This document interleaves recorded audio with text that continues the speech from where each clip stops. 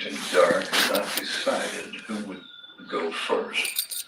In this weightless, timeless absence of everything, there was, he simply was, and in his being there was stillness.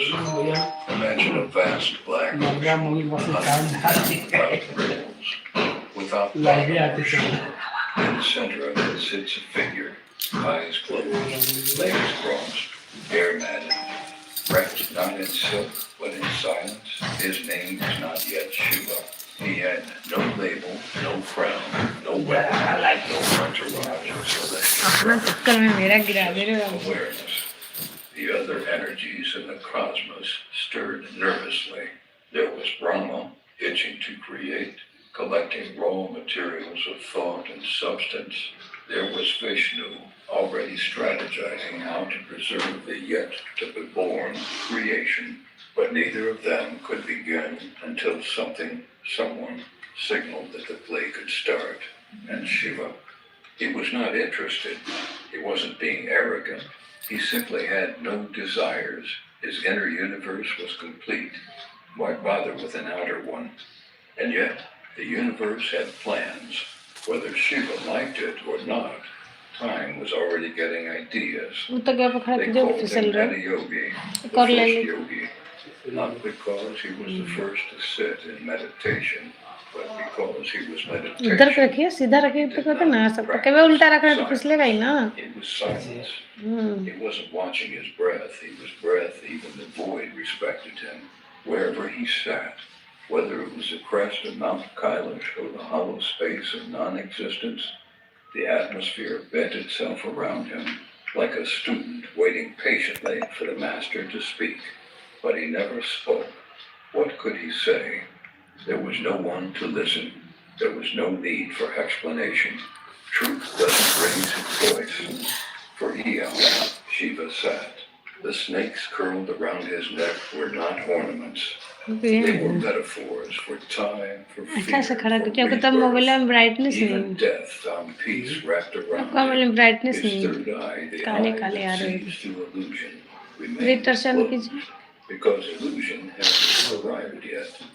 It was Brahma who eventually got रिटर्शन tired of कीजिए. waiting.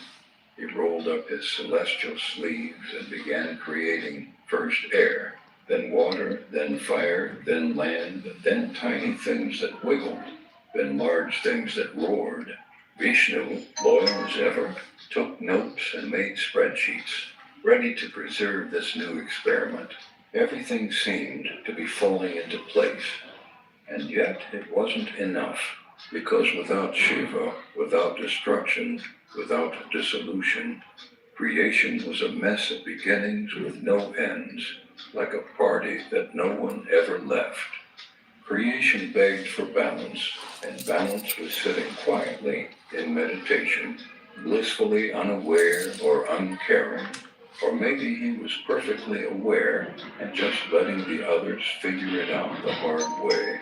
They tried tempting him, offering palaces in the sky, garlanded thrones, concerts from the heavenly musicians. Nothing worked, you see. When you've seen the entire universe dissolve into stillness, when you are that stillness, a few dancing hepstars don't really hold your attention, not even with excellent choreography. The gods, desperate, decided to bring in the big guns. Not war, love. If Shiva could not be swayed by logic or beauty or wealth, maybe, just maybe, he could be nudged by desire.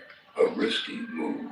Of course, love, after all, is not a gentle visitor, especially when it arrives uninvited. They sent Kama, the god of desire, a confident fellow, armed with sugar-cane bow and arrows tipped with flower petals. Charming, persistent, mildly overconfident, he tiptoed towards Shiva's meditation, crouched behind a cloud, and took aim. One arrow, straight into the heart chakra. The effect was instant. He likes the Shiva opened scramble. his third eye.